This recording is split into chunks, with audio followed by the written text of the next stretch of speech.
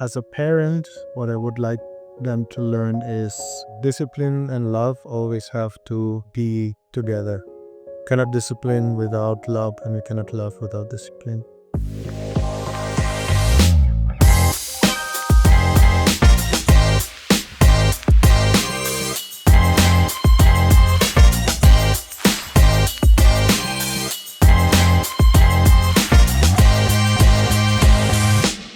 Happy Father's Day to all the amazing dads out there.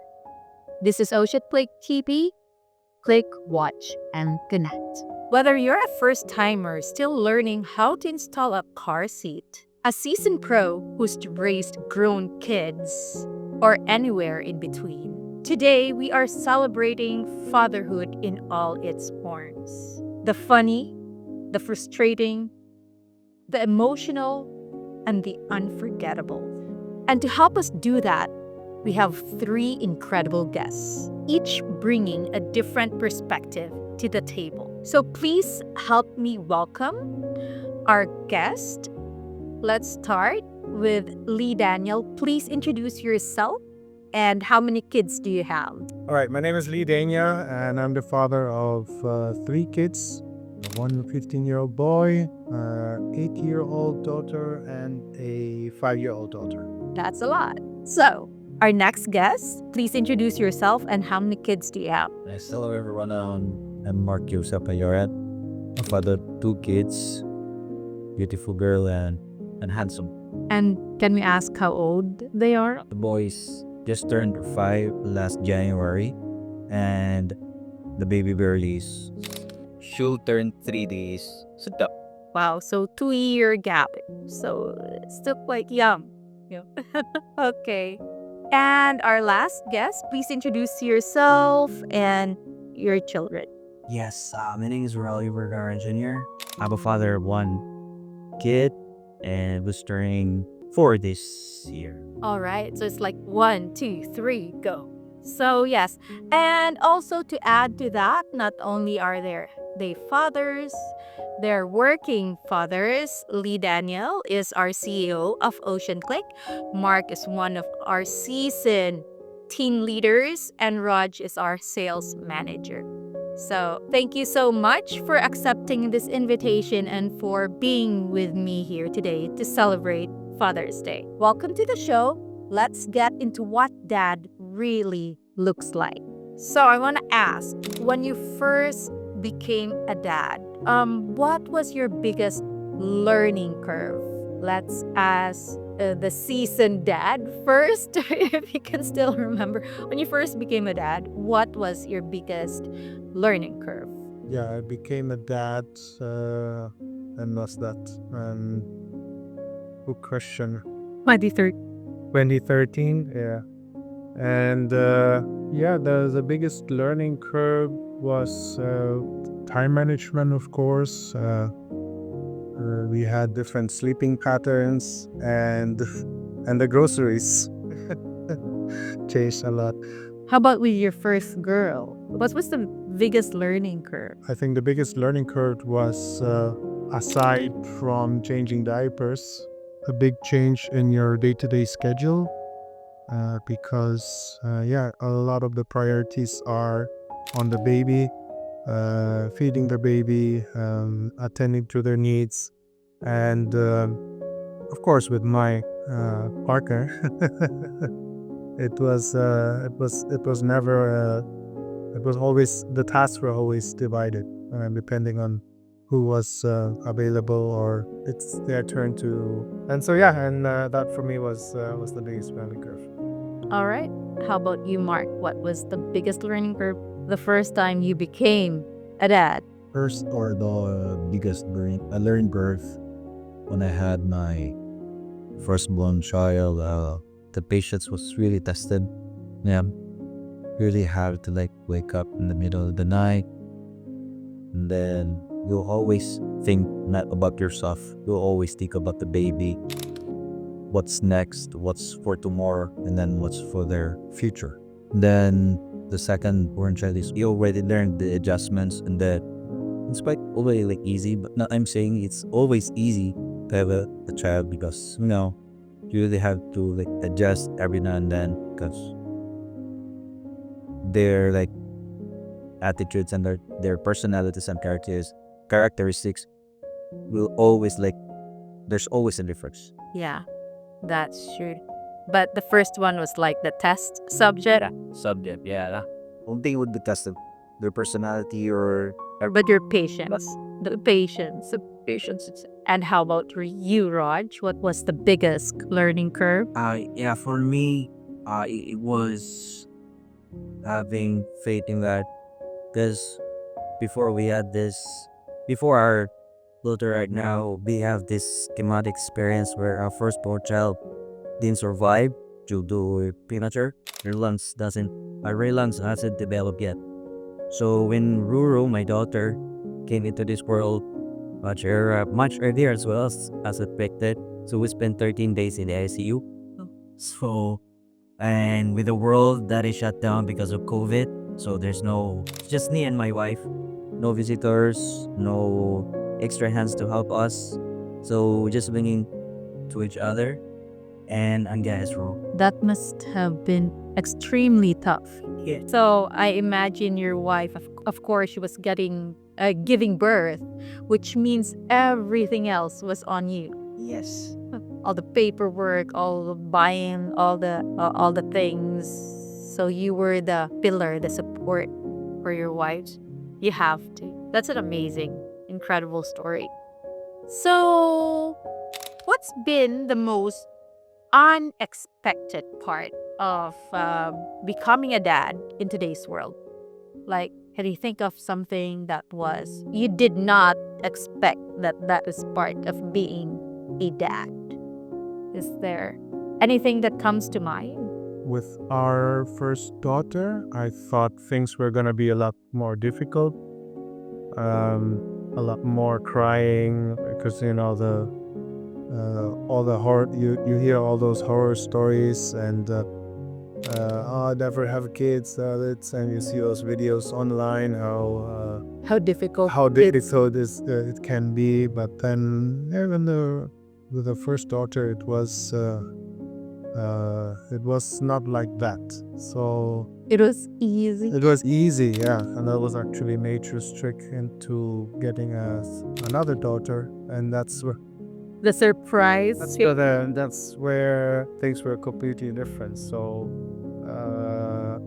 because the second daughter is a completely different character on the first one, so I guess you never know what you're gonna get. And you can't choose either. Okay. How about you, Mark? The very most unexpected to be being a first time dad, it's like you always have no choice. You really have to like stand your ground. So this is it. It's already there. Actually, Mark is my firstborn child. We really didn't plan that. Was like just we didn't plan everything, and then all of a sudden, and we actually prayed. We really actually like prayed for God na to give us baby, but it took us a lot of like it was almost 2 years for us to take to like So it took time. it took time to forget the debate about the Marcus and so once it was really unexpected to have Marcus and us, so because we actually asked from from different doctors perspective, he asked if there's really a chance for my wife to bear a child. Then their opinions are different. Some says it's very risky for my wife, and that. So yeah, what we did is we just give it all to God. So just if God would give it to us. So it was a miracle. Like you've been trying and trying. So then all of a sudden it's there despite the differing opinions. How did you feel then?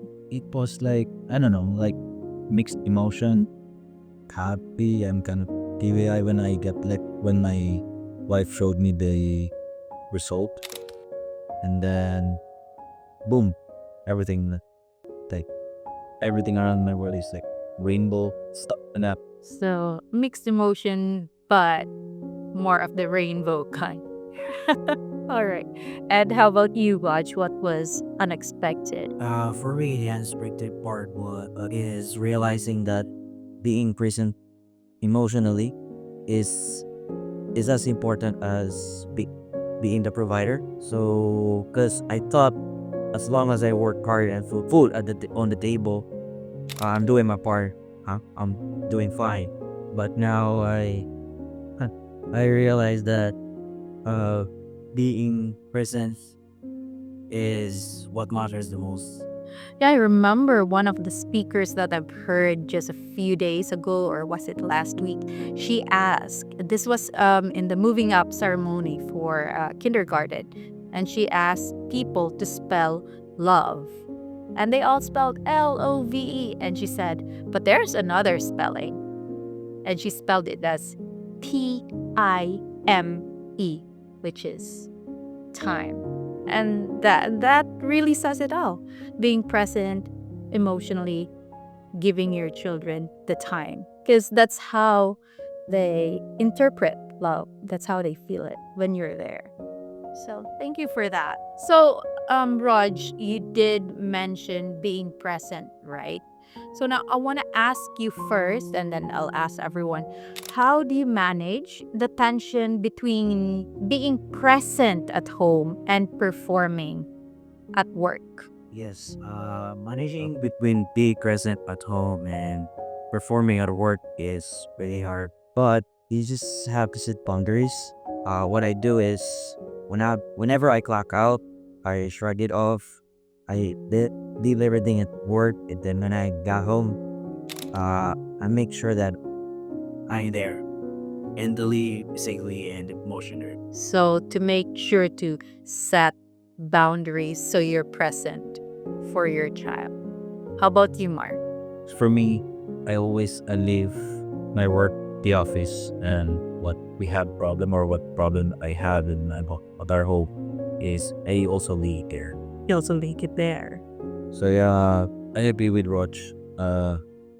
You always have to set boundaries for everything, especially if your work and the time for your family will be taken off because of you have this commitment with your job.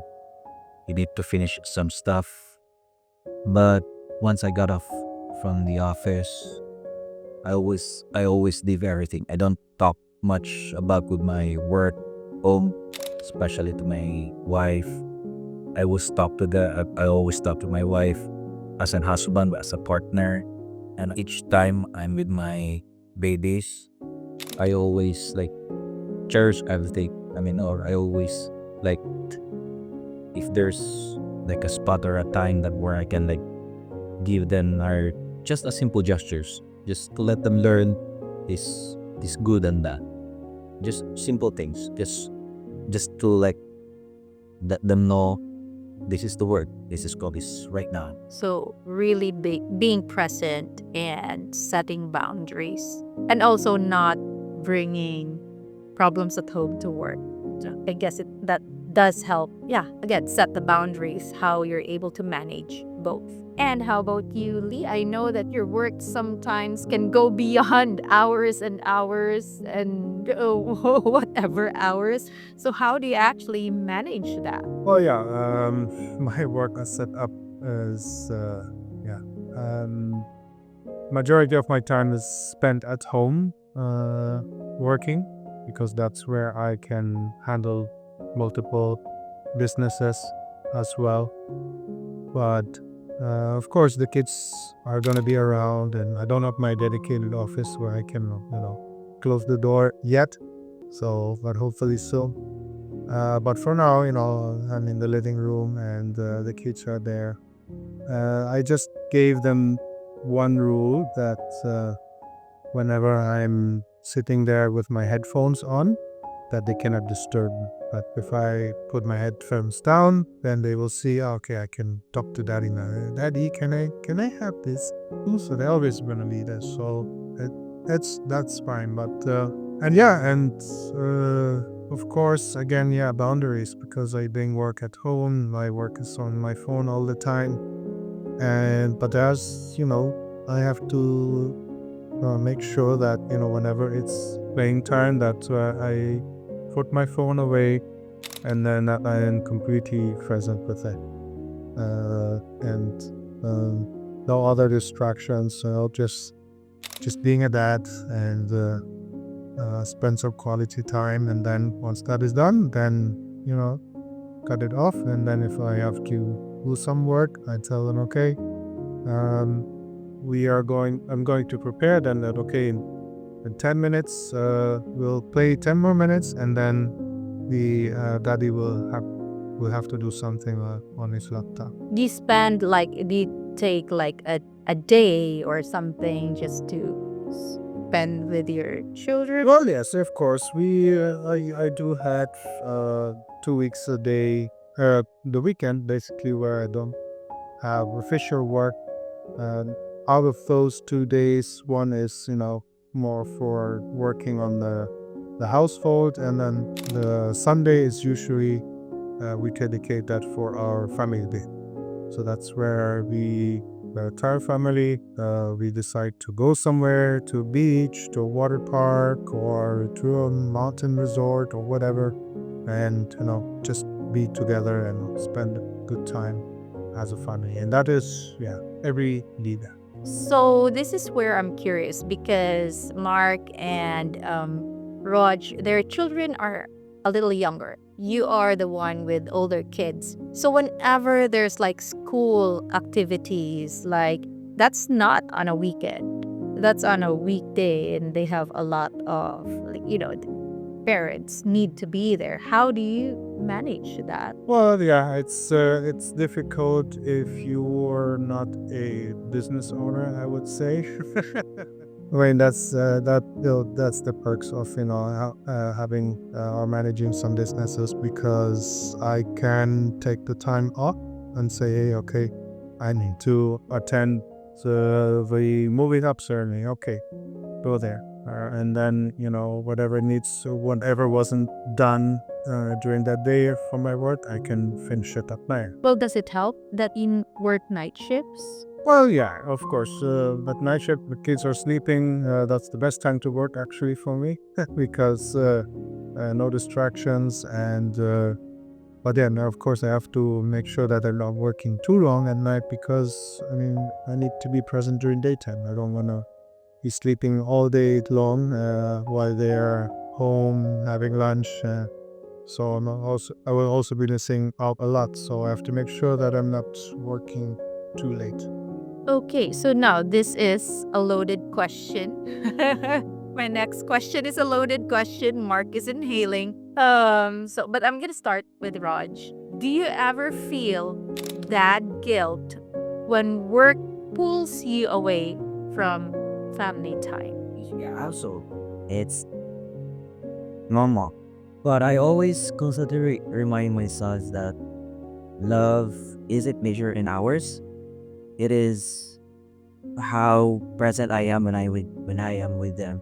So yeah, that's the only thing that comes to my mind. But that is true because if you're with them, like let's say 5 hours, but you're mentally not there, that's still not faulty time. So time is measured by quality as well because you're with them for just an hour, but you're really present every single second. That's what they remember. How about you, Mark? Do you feel that guilt? I always do, because during the weekend, I mean, it's the only time that you're going to spend with that a full day. Because during the weekdays, the morning and the daytime, we take the time to sleep.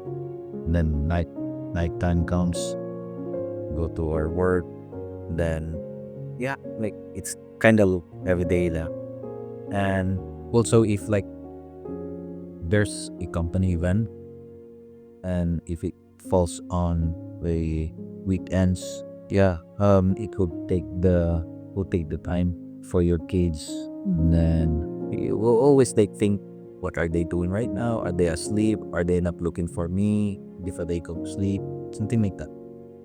So yeah, there's always a deal. There's always that. I guess it's the same with dads, because I know moms, they do feel that a lot. Like, I did talk to some of the mothers, and so you're on the same boat. Moms, they feel that mom guilt, but dad does as well. Um, but you're always welcome to bring your kids to activities and events. I know he does. They're always welcome. I know, like, our audience here are more than willing to babysit the children during our company events. Anyway, how about you? Do you feel that dad? Well, yeah, that definitely. It's actually one of the main reasons why I had a major career change in the early days. So when I was working, I on my previous job, I had 4 days off in a month. So basically, and then I would be working like 60 hours per week. That's like 6 days. Yeah, 3 days a week. But there wasn't even a fixed day off because I was working in the tourism industry. And so Sunday was just another regular working day. So there wasn't really a fixed day off. Day off you would get whenever there was not busy. And so, yeah, I would miss out a lot of things. And that's why, when I found it, when I found that there was an opportunity to work only 5 days a week, and with a quite good salary, I grabbed the opportunity and left a 13-year career and just 13 days of 6 days a week. Wow. Okay. yes. So, but yeah, it was and that guilt definitely played a big role because I was missing out on a lot of events, a lot of firsts, and I would get home and I would find out that she did this and something happened and I wasn't there and okay, and then I would get my day off and then try to do something and it felt like it wasn't enough. So You wanted to do more. I wanted to do more. So that's why that guilt is real. I do remember that time. Like, you'd wake up, the baby's asleep. You come back, the baby is Yeah. already asleep. So you barely interacted, not even a single second. Yeah. So yeah, that's true. And so it led you to that career shift. So now we've talked about that loaded question. I want to ask you now about how you relate to your partner. So how do you and your partner communicate about dividing parenting responsibilities with your work schedules? I want to start with Mark. Okay. There's really no like you do this, you do that, and I do this. No. It's just like when you're a parent or when you're already a dad or a mom, you always think for everybody, especially for your kids. So my wife always takes her initiative. She knows that I am like tired I'm coming from my work.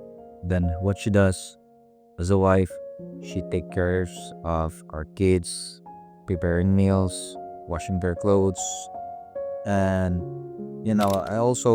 sometimes I also feel the guilt because every time she like I never heard of like she complains, I'm so tired, I'm already fed up with this everyday, things I do for kids. No. But I really appreciate how she grew maturely enough just for her kids. And if things got worse, she's the water. She's always been the water for us, between the two of us. And I also tried my best to become calm still as like a water. Just like get things worse. If there's a need for you to like lay off, go somewhere else just to like, pacify things. So it's because you've been together for quite a while, so you have a system in place, and I guess knowing your roles I think it's for each other. I think it's already an instinct for how to be a good parent and how to be a good partner to each other. That's good. Glad to hear that. You're quite aware and about what she brings to the table as well. So I want to ask Raj, how about you? Yeah, so yeah, since I work at night, so our role as parents actually works pretty well. So my partner and I have a concrete understanding. We communicate openly. We understand what we can do and what we cannot do. And if things shifts, we adjust. So, oh yeah, So I'm guessing good communication is the key there. just knowing that she has my back matters. You have a partner. Yeah. Yeah. All right. So how about you? Especially that I know you don't have a housewife. Well, yeah, so the dynamics are a little bit not complicated, but the dynamics at home are a little bit more complex, I would say, because, yeah, we have two working parents. We have a 15-year-old boy who is going to senior high, and 8-year-old daughter who is doing good grades at school. High achiever. High achiever, yeah, who's a high achiever, and a 5-year-old who is, what's the best term to explain to us? Spitfire. Spitfire, yeah, it's a little tornado. And so, but yeah, of course, each of these kids have their own interests now and different schedules, and it needs a lot of it really needs management, I would say. Lot of coordination. So what we actually do is we do monthly meetings. We sit down together and we assign, okay, who's in charge of ballet, and yeah, that's going to be you, and okay, then I'm going to be in charge of karate schedule, because like that, if I say or we agree that you are in charge of karate, then I don't have to think about karate. It's like, okay, I don't want to think about karate because I'm assigned to ballet and I just focus on everything that's ballet. You tell me when there's a tournament and I tell you when there's a reciter. Like that, the tasks are, evenly distributed and nothing gets left behind. But of course, it needs planning. So we put on a spreadsheet what are the activities for this month, and who's going to be in charge of it. And the same goes for the finances for these things. All of these things involve costs. Same with school. One person is in charge of paying the tuition fees, because it's a collected mutual fund, the family fund. So it just has to be somebody that assigned to make payments for the tuition fees. Another person, or me, I'll be in charge of paying for ballet and karate, and making sure nothing gets left behind. And of course, this sheet has to be monitored and updated depending on our children's needs. I know you also created a calendar with all the sticky notes. Oh yeah, that one. Yeah, that one was another idea. That was just for the calendar with the sticky notes. Yeah, so we have a big calendar at home with the sticky notes, 3 different colors, one color for each kid's activity. So we write it down, and then everybody can see it. All the kids can see it every time we pass by the calendar. And then even the kids are like, hey, Daddy, what's this tomorrow? So I have school tomorrow? Here, it's there. So we write down when they have school, when they don't have school, so that everything is just no questions asked. It does sound very complex, managing such a household. But thank you for that. Maybe our other dads can learn, especially when all your kids have their own different activities and schedules. It does need a little bit of management. So now my next question, I'll start again with Mark. If your kids watched how you work and how you parent, what do you hope they learn from both? I don't know how to put this into words, like being madiskarte. No, Hustler? Foster. A little bit. It could be a good term if done right. I always do the cooking in our house, so now um every time I finish cooking, he would always say, especially both of them, he would always say like, "Dada, it's yummy. You you're a chef." Especially maybe big Yopo always says, "You're a good chef, Dada." Oh. That now not just cooking, but like I always show it to them, like how it's an instinct of like, how to survive like every day. Always like I'm always like trying to instill it in their mind. Don't need to be like good in everything. Yes. I mean, I'm not asking them as well to be like an achiever or whatnot. If they're great on this stuff, or if they are good on other stuffs, I'm very thankful for that. I'm not like teaching them, especially me. I don't teach. I don't like. I'm not being like always, especially for like academic. I don't like teach my kid like this is the A, this is the B. Yeah. I mean, You're teaching life skills. the techniques, especially. I also do like and being a cook, electrician, a fisherman, and carpenter. Everything. Always tell my son like, do not depend on the others. Use your skills up to be madiscarte.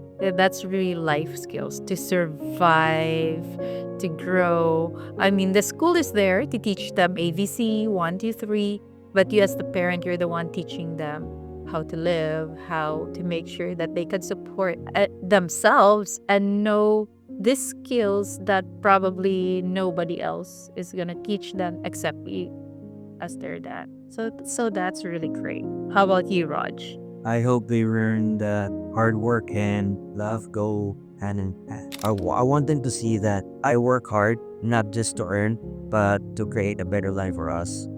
And I want to see them grow, knowing that success isn't about career titles or earning money.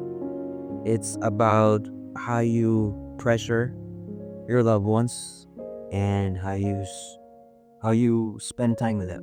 Raj is very consistent about really spending quality time with his children, and that's really good because when they feel that from you, they pass it on to their kids as well in the future, making sure that their children always feel loved and supported. And it's also setting a good example when you're working hard to show them that hard work is something that is applaudable because it supports the family.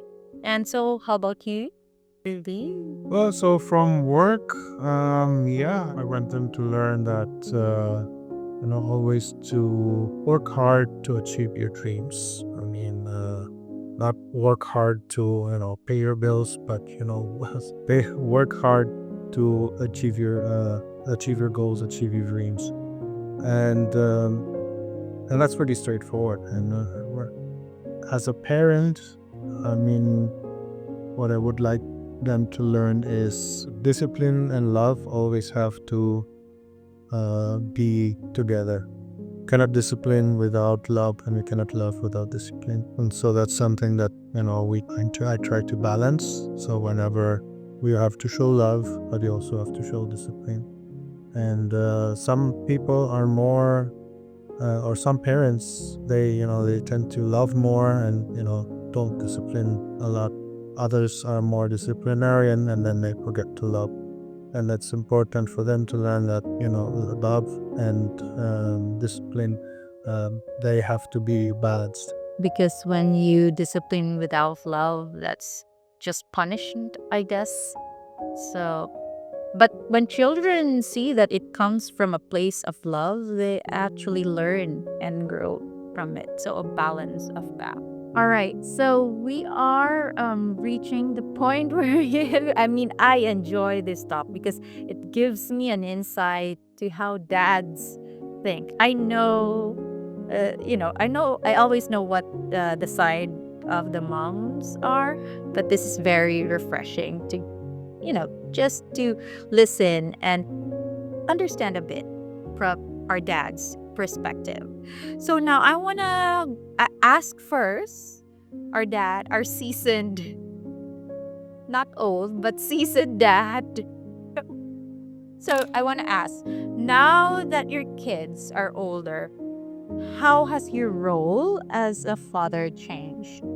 Yeah, so of You're not changing diapers anymore. diapers, yeah. So of course it depends on the on which child we're talking about. But yeah, and I mean it changes from child to child. Of course, with the 15-year-old Nathan, and now he's going into senior high. So there's a lot of different kinds of conversations you're having with him. To when he was 7 years old. So he's turning into a young man, adolescence, and so you have to be ready with those, sometimes uncomfortable conversations with a teenage boy. Of course, with the younger sisters, I would say, yeah, it's also changing in terms of their dynamics between each other, because they're 5-year-old and 8-year-old, and they're playing a lot together and they're fighting a lot as well.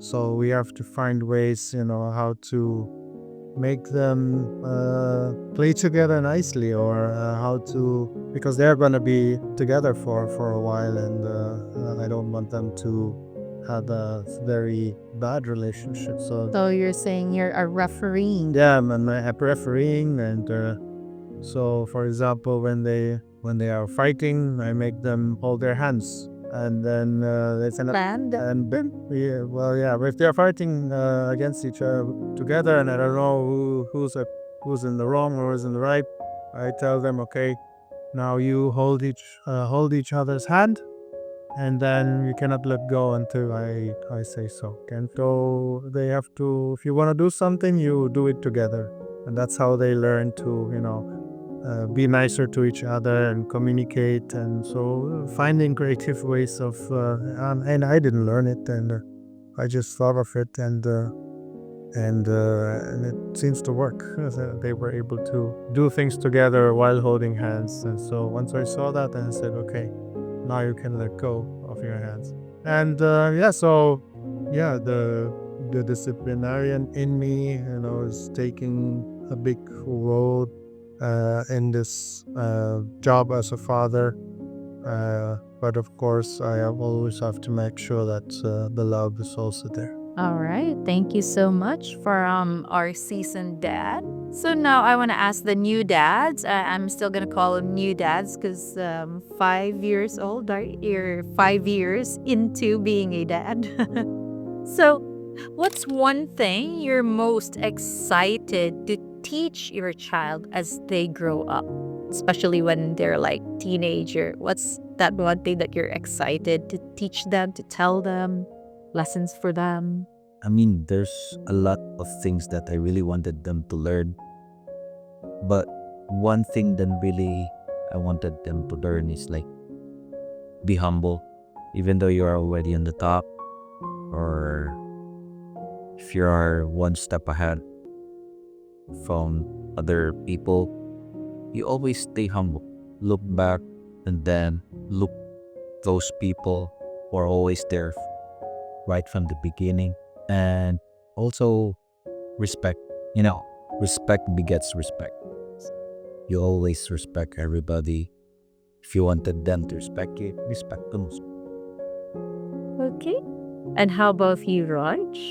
For me, one thing I want them to learn is the world is tough.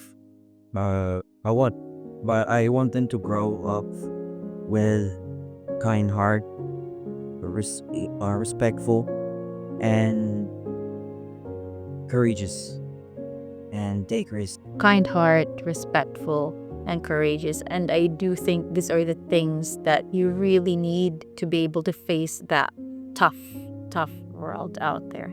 Thank you. So, what does Father's Day mean to you personally? So, Father's Day, what it means personally.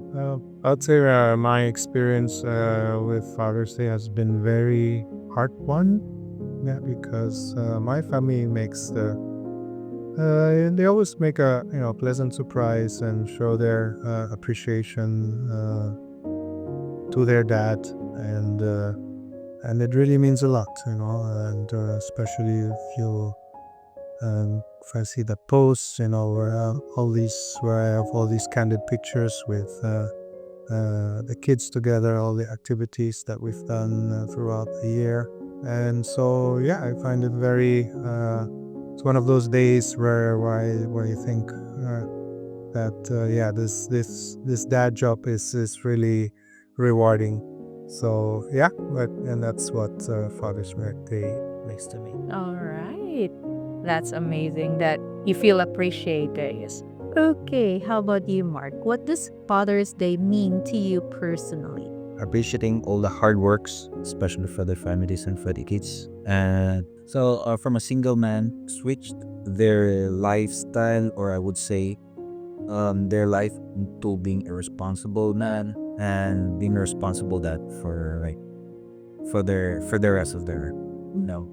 So yeah, it's also time to remember that if things don't go according to your plan, you know, Trust that there's a better I mean, yeah, there's a better thing for you out. Yeah. Okay. And how about you, Raj? What does Father's Day mean to you personally? Personally, well, Father's Day is not always about gifts or greetings. It's actually a reminder for all the dads out there to keep growing, not just a provider, but as a role model and a safe space for the mother. I like that. I like that. You are the safe space for your family. And every family needs that. So I hope we're reminding our audience today, especially to all the dads watching, be a safe space for your family, for your children. From newborn cries to graduation speeches, being a dad is a wild, beautiful ride. And today we got a glimpse of three very different seats on the roller coaster. So a huge thanks to our guest, Lee, Mark, and Raj, for sharing their stories, their laughs, and their love. To all the fathers out there, this day is for you. Whether you're just learning to swaddle, or you've mastered the art of the silent car ride, you're doing important work. Happy Father's Day. This is Springzil Daniel, and you're watching Oceanclick TV. Click, watch, and connect.